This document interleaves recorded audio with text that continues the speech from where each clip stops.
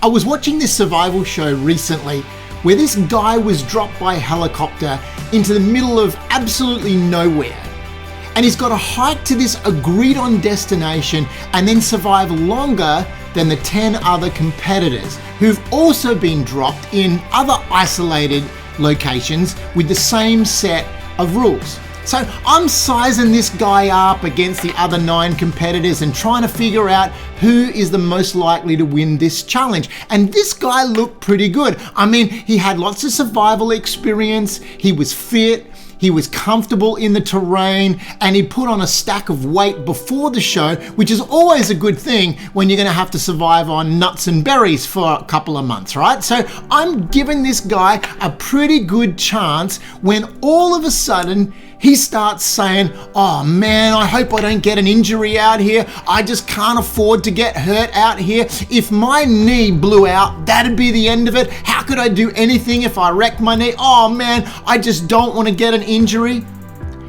And you guessed it, sure enough, in the very next scene, this guy is on the ground in agony. He's using his sat phone to get rescued because he's caught his ankle on this fallen branch and he's twisted his knee. Now, during the flight out in the helicopter, they interviewed this guy and he's like, oh man, I can't believe it. The very thing I feared the most happened. That's exactly what he said. He said, the very thing that I feared the most is what happened.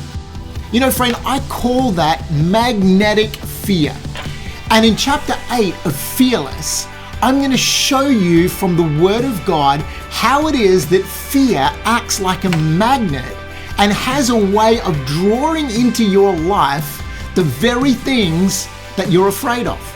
This really is an incredibly important lesson to learn, because when you grasp it, you're going to understand how fear and anxiety and worry will actually pull more of what you don't want into your life.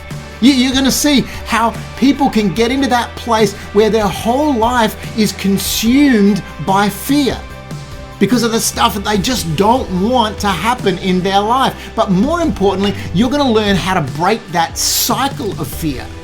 You're going to learn how to go on the offensive and stop attracting things into your life that are only going to hurt you.